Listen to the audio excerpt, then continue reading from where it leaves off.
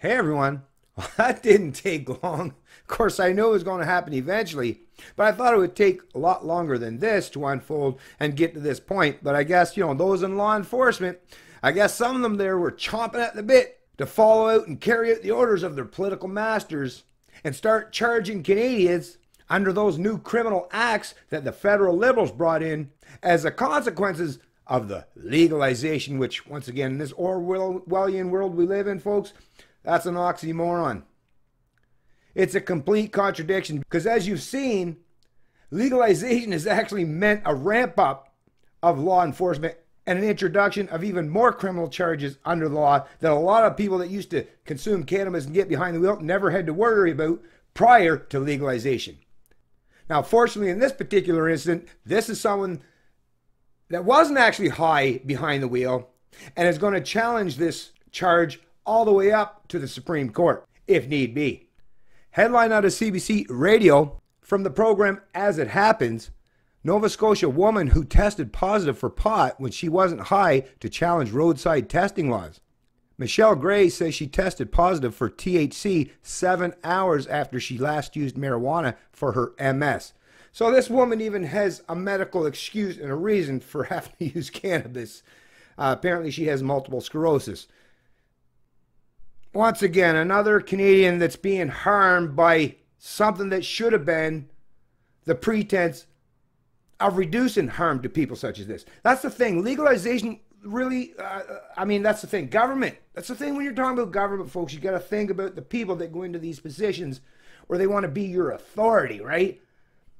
Even though that sounded good, and I get why a lot of the millennials chose to vote for the Liberals. I guess they were young and naive and thought legalization actually meant they would get some freedoms. Well, at the very least, I hope a substantial portion of them are come to the realization that no, anything government does, it's never in you, the average citizen. It's never really in your best interest if you think about it critically and what it actually means for society at large. This from April 3rd, 2019. Medical cannabis user Michelle Gray spent hours at a Halifax police station proving she wasn't high, but she still had her car impounded and her license suspended for a week.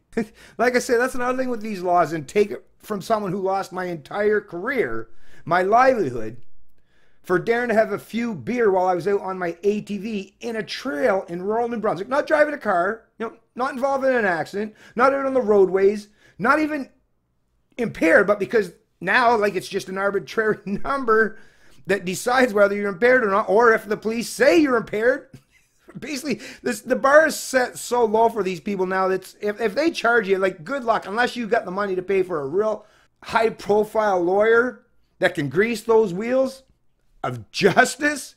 Yeah, you're basically being convicted nowadays, especially, well, in New Brunswick, where I come from, especially in that place. But even when it happened to me, when I was originally charged, and that's the thing, I was just charged. I wasn't convicted, right? But even just being charged, they gave me a 3-month suspension, which meant I had to lose my job. And like I say, I was a truck driver at the time. I lost my job first for that 3-month suspension. Then even after that was done, because it took, a little over 2 years to go to court. But even after my 3-month suspension was done, and I did go and get another job driving truck, well, I lost it again a second subsequent time when I was convicted under mandatory minimum sentence. Even the judge himself said, "Sorry, Mr. Hunter, my hands are tied behind my back because of mandatory minimums," which in reality, that's just a cop-out. You're a judge. You're supposed to uphold justice and the law. So in reality, anyways, forget about my situation. I've dealt with that in past videos. But this poor woman, someone that has to use medical cannabis for her multiple sclerosis, lost her ability to drive for a week, once again, before she was ever even convicted and proven guilty in a court of law. So even all of you people that love these law and order shit, like, can't you wait? Like, a lot of you, like I say, these authoritarian shits, they salivate. Like, they just drool and think, oh, can we fuck people over? How many lives can we destroy? But it's like, can you not at least hold off in these situations, or in my situation, till at least the person has been convicted before you destroy their fucking lives? But no, they have to do it before you've even been. Now, fortunately, this was only a week for this lady, and she's not a truck driver. But for me, see, under the same situation, think about how much more detrimental that was for me. And once again, just like this lady, I didn't do anything wrong. But this is what happens when you have authoritarian regimes, mandatory minimums, and you try to treat people with this blanket kind of law and order type of justice, where you just throw the book at them. A lot of these things actually cause way more harm in society than they'll ever do any good. Now the Halifax woman who uses cannabis for multiple sclerosis plans to challenge the legality of roadside saliva tests that critics say are unreliable in determining a person's sobriety. I would never opt to be in this position, but I am in this position, Gray told As It Happens host Carol Off Wednesday. And that's another thing I've heard people say, well, yeah, but the saliva test for impaired drivers as far as the drugs, well, yeah, we can see where there's some faults there as far as actually determining or proving they're impaired. But then they'll, in the very next sentence, say, oh, but for drunk drivers, oh, yeah, well, no, we trust the devices. And yeah, that they can prove, because if they're over 0.5 or 0.08 or whatever, how it plays, that does determine or dictate that they're impaired. But in reality, it doesn't. It really doesn't.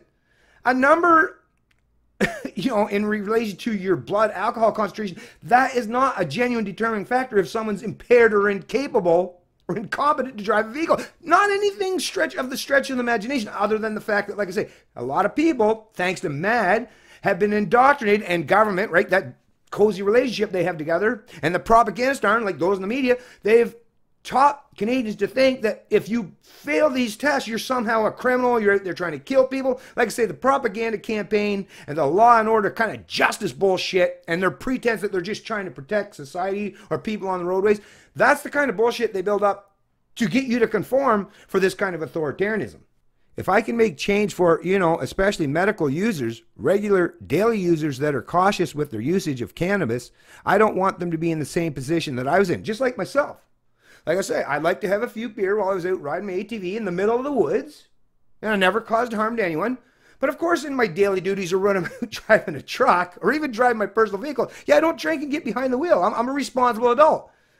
But, under Canadian law and mandatory minimums, you're never treated as an adult. In Canada, actually, you're guilty until you can prove yourself innocent.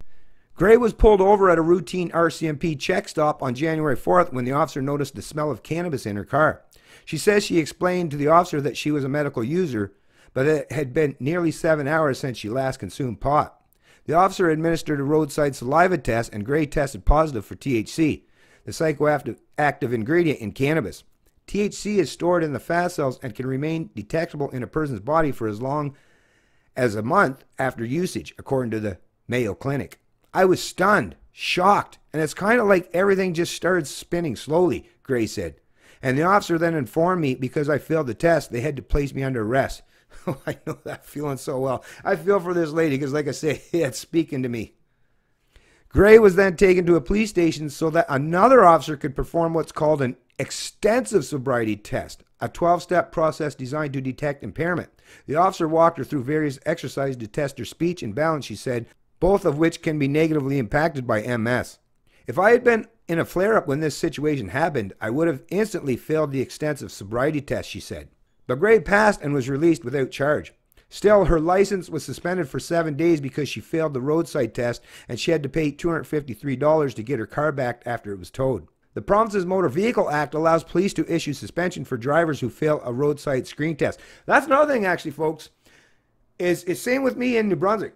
The Ministry of Transportation, well, here I guess they call it the Motor Vehicle Act, but these are unelected bureaucrats, these institutions that have the ability to mess with you because they create like their own policies, and I guess they have their own form of laws in this country. So even though this woman was proven that she wasn't impaired, the bureaucratic state, the deep state, still had the ability to punish her and collect some revenue as a result.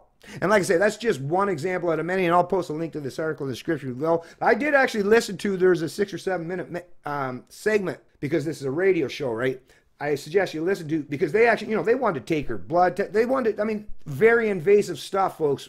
Once the police have placed you in the crosshairs or pulled you over, or are now looking to charge you for impaired driving, like I say, whether it's alcohol or drugs, it's not going to turn out very well for you at the time, like I say, because the laws are so loose, so open to interpretation, and so wide-ranging that what it really comes down to is the attitude of the particular officer on that particular day in that particular incident.